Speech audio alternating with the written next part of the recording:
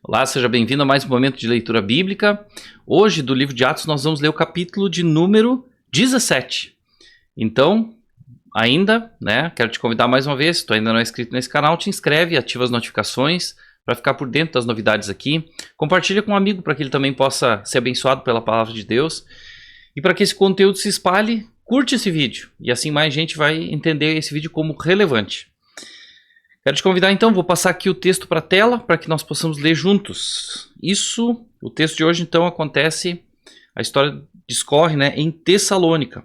Começa assim: tendo passado por Anfípolis e Apolônia, chegaram a Tessalônica, onde havia uma sinagoga judaica. Segundo o seu costume, Paulo foi à sinagoga e por 3 sábados discutiu com eles com base nas Escrituras, explicando e provando que o Cristo deveria sofrer e ressuscitar dentre os mortos.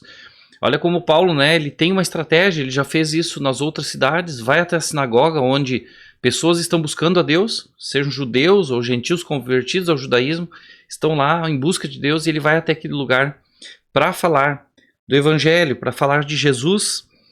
E diz aqui que por 3 sábados ele fez isso, e diz explicando e provando, que o Cristo deveria sofrer. Isso porque os judeus esperavam a vinda de um Messias, o Cristo, mas não aceitaram Jesus como sendo Cristo. Então é isso que o Paulo tenta explicar aqui, que Cristo, conforme as profecias, deveria sim sofrer, e ser crucificado, o que aconteceu com Jesus, que foi crucificado e ressuscitou. E ele dizia, versículo 3, explicando, provando que Cristo deveria sofrer e ressuscitar dentre os mortos, e dizia: este Jesus que proclamo é o Cristo. Alguns dos judeus foram persuadidos e se uniram a Paulo e Silas, bem como muitos, muitos gregos tementes a Deus, e não poucas mulheres de alta posição. Então houve conversões aqui em decorrência da pregação da palavra. Houve gente que entendeu o evangelho e aceitou, creu e se uniu aqui a Paulo e Silas. Mas os judeus ficaram com inveja. Isso já aconteceu também outras vezes, já vimos isso. Reuniram alguns homens perversos dentre os desocupados e com a multidão iniciaram um tumulto na cidade. Invadiram a casa de Jason em busca de Paulo e Silas a fim de trazê-los para o meio da multidão. Contudo, não os achando, arrastaram Jason e alguns outros irmãos para diante dos oficiais da cidade, gritando: esses homens que têm causado alvoroço por todo mundo agora chegaram aqui, e Jason os recebeu em sua casa. Todos eles estão agindo contra os decretos de César, dizendo que existe um outro rei chamado Jesus.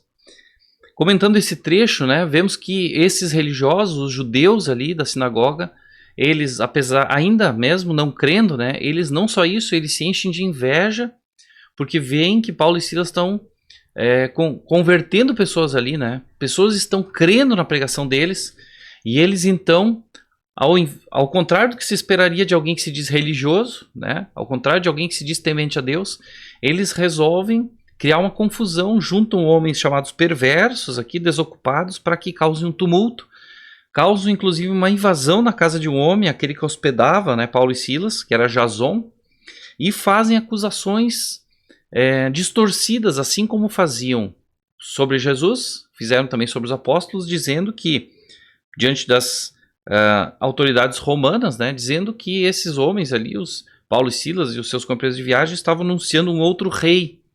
Na verdade, estava claro que falavam de Jesus como o rei eterno, não como um rei mundano, terreno, mas essa foi a alegação para que eles pudessem ter a simpatia das autoridades e fosse feito algo contra Paulo e Silas. Diz assim então o texto, versículo 8: ouvindo isso, a multidão e os oficiais da cidade ficaram agitados. Então receberam de Jason e dos outros a fiança estipulada e os soltaram. Aqui Jason teve que arcar com prejuízo, Jason e os outros que foram condenados é que tiveram que pagar uma fiança para serem libertados. Pagaram aqui algo com que eles não tinham nada a ver, não tinham nenhuma relação com isso. Logo que anoiteceu, e os irmãos enviaram Paulo e Silas para Bereia. Chegando ali, eles foram à sinagoga judaica. Os bereanos eram mais nobres do que os tessalonicenses, pois receberam a mensagem com grande interesse, examinando todos os dias as Escrituras para ver se tudo era assim mesmo. Olha, uma lição para nós, né? Os bereanos aqui não só examinavam as Escrituras para conferir se tudo era assim mesmo, mas receberam com interesse. Então eles tinham intenção, interesse, né, e vontade de aprender sobre Deus, mas eles eram precavidos, prudentes com relação ao engano. Eles iam conferir nas Escrituras se de fato tudo era assim. E esse é um cuidado que a gente deve ter. Já vimos que falsos mestres, né, falsos ensinos parecem verdadeiros, parecem bons, mas são falsos. E esse cuidado os bereanos tiveram, e por isso que diz aqui que eles eram mais nobres do que os tessalonicenses. E resultado disso é que muitos creram dentre os judeus, e também um bom número de mulheres gregas de elevada posição, e não poucos homens gregos. Então houve um bom número de conversões naquela cidade. Versículo 13. Quando os judeus de Tessalônica ficaram sabendo que Paulo estava pregando a palavra de Deus em Bereia, dirigiram-se também para lá, agitando e alvoroçando as multidões. Paulo e Silas já tinham deixado Tessalônica, mas os tessalonicenses não deixaram Paulo e Silas. Foram atrás deles para causar confusão também em Bereia. Versículo 14. Imediatamente os irmãos enviaram Paulo para o litoral, mas Silas e Timóteo permaneceram em Bereia. Os irmãos que foram com Paulo o levaram até Atenas, partindo depois com instruções para que Silas e Timóteo se juntassem a ele tão logo fosse possível. Vamos ver pouco mais adiante aqui que nos próximos capítulos que Silas e Timóteo novamente em seguida se juntam a Paulo, mas eles passam algum tempo ali em Bereia, talvez também em Tessalônica, discipulando as pessoas, ensinando o caminho de Deus, porque eram pessoas novas convertidas. Agora vamos ouvir falar sobre Paulo em Atenas, para lá que ele foi. Diz assim: enquanto esperava por eles em Atenas, Paulo ficou profundamente indignado ao ver que a cidade estava cheia de ídolos. Por isso discutia na sinagoga com judeus e com gregos tementes a Deus, bem como na praça principal, todos os dias com aqueles que por ali se encontravam.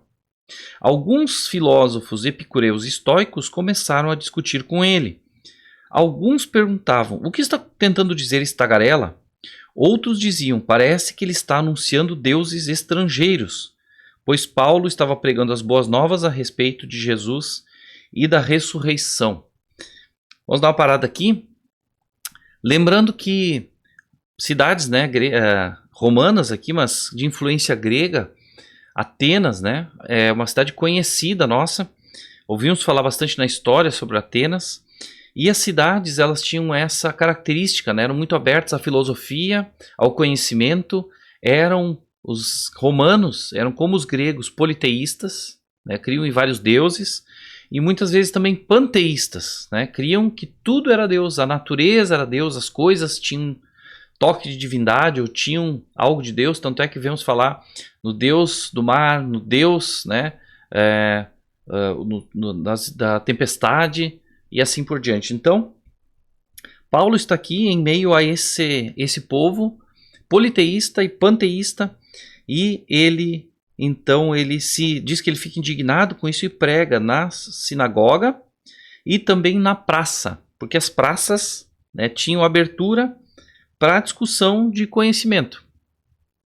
E diz que os filósofos, né, estavam ali, discutiam com ele, e alguns o ridicularizaram aqui, dizendo: que diz esse tagarela? E também alguns ficavam curiosos, dizendo aqui: porque ele está anunciando deuses estrangeiros? E no versículo 19 diz assim que levaram ao Paulo, né, a uma reunião do Areópago, onde lhe perguntaram: podemos saber que novo ensino é esse que você está anunciando? Você está nos apresentando algumas ideias estranhas e queremos saber o que elas significam. E isso foi muito interessante, né? Eles estarem abertos para ouvir o que Paulo tinha a dizer. E agora Paulo aproveita essa oportunidade para expor todo o evangelho, toda a palavra de Deus. Versículo 21. Todos os atenienses e estrangeiros que ali viviam não se preocupavam com outra coisa senão falar ou ouvir as últimas novidades. Eles eram interessados, né, em saber novidades, eram curiosos e estavam divulgando isso que estava acontecendo ali. Então Paulo levantou-se na reunião do Areópago e disse: Atenienses, vejo que em todos os aspectos vocês são muito religiosos. Aquilo mesmo que indignou Paulo, né, de vê-los ser, assim, crer em tantos deuses e adorar a tantos deuses e tantas imagens, aqui Paulo louva o fato deles serem religiosos, terem interesse em adorar a Deus. Diz Paulo então: pois andando pela cidade, observei cuidadosamente seus objetos de culto e encontrei até um altar com esta inscrição: ao Deus desconhecido. Ora, o que vocês adoram, apesar de não conhecerem, eu lhes anuncio. Olha como Paulo foi sagaz, como Paulo foi inteligente e persuasivo. Ele se insere na cultura deles, entende como eles vivem, tenta pensar como eles pensam e usa isso para apresentar o evangelho de uma forma que fosse fácil deles assimilarem. Inclusive, quando Paulo fala, né, vocês são muito religiosos, eles tinham tanto zelo para não deixar passar nenhuma divindade, né, sem culto, que eles criam uma imagem aqui, diz ao Deus desconhecido, ou seja, apesar de não conhecermos, nós não deixamos de reverenciar. E Paulo usa essa imagem para dizer: olha, esse Deus que vocês não conhecem é esse que eu quero apresentar para vocês. E ele diz, versículo 24: o Deus que fez o mundo e tudo que nele há é o Senhor dos céus e da terra e não habita em santuários feitos por mãos humanas. Nesse trecho, Paulo já está aqui desmistificando, né, o panteísmo e ao mesmo tempo dizendo que os santuários que eles construíam, né, para os deuses, o Deus verdadeiro não habita nesses lugares. Diz assim: ele não é servido por mãos de homens como se necessitasse de algo, porque ele mesmo dá a todos a vida, o fôlego e as demais coisas. De um só fez ele todos os povos, para que povoassem toda a terra, tendo determinados tempos anteriormente estabelecidos e os lugares exatos em que deveriam habitar. Ele diz aqui então que, diferente dos ídolos, né, que não fazem nada e precisam ser servidos pelos homens, o Deus verdadeiro não é servido pelos homens, ao contrário, ele fez tudo antes, preparou todas as coisas e só estamos aqui por ele. Versículo 27, Deus fez isso para que os homens o buscassem e talvez tateando pudessem encontrá-lo, embora não esteja longe de cada um de nós. Os romanos ali, como os gregos, tinham assim, a visão de que muitas vezes os deuses estavam lá num lugar distante, né? Vamos falar, por exemplo, dos deuses do Olimpo, né? Estavam muito distantes, numa outra realidade, num outro mundo paralelo, talvez. E aqui não, Paulo diz que ele não está longe, e diz que Deus se fez revelar também pela natureza e por tudo que foi criado para que nós pudéssemos buscá-lo, encontrá-lo de alguma forma. Paulo diz, versículo 28, pois nele vivemos, nos movemos e existimos, como disseram alguns dos poetas de vocês, também somos descendência dele. Paulo cita aqui frases que eles conheciam de poetas romanos, poetas gregos. Assim, visto que somos descendência de Deus, não devemos pensar que a divindade é semelhante a uma escultura de ouro, prata ou pedra, feita pela arte e imaginação do homem. Paulo vai colocando vários elementos na sua fala, e aqui ele fala contra a idolatria às imagens, e também fala sobre a ilusão do homem de querer criar um Deus à sua imagem e semelhança, quando na verdade nós, pessoas, né, seres humanos, fomos criados à imagem e semelhança de Deus. Então Paulo coloca isso de uma forma muito inteligente na sua fala. No passado, Deus não levou em conta essa ignorância, mas agora ordena que todos, em todo lugar, se arrependam, pois ele estabeleceu um dia em que há de julgar o mundo com justiça por meio do homem que designou, e deu provas disso a todos, ressuscitando dentre os mortos.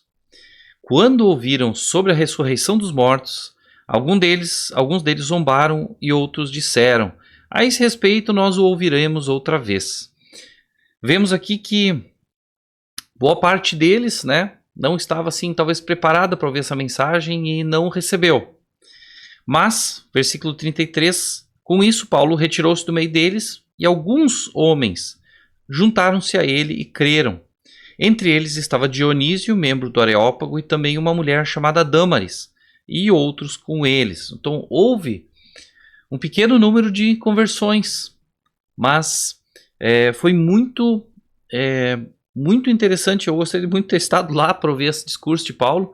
Só o que a gente vê registrado, que vê como Paulo foi eloquente, como Paulo foi sábio na sua apresentação, não faltou falar de nada aqui para eles, né? Mas eles rejeitaram, a maioria deles rejeitou a exposição do Evangelho. E vamos continuar no capítulo de amanhã falando mais sobre Paulo nessa viagem missionária e também o retorno de Silas e Timóteo para a companhia dele.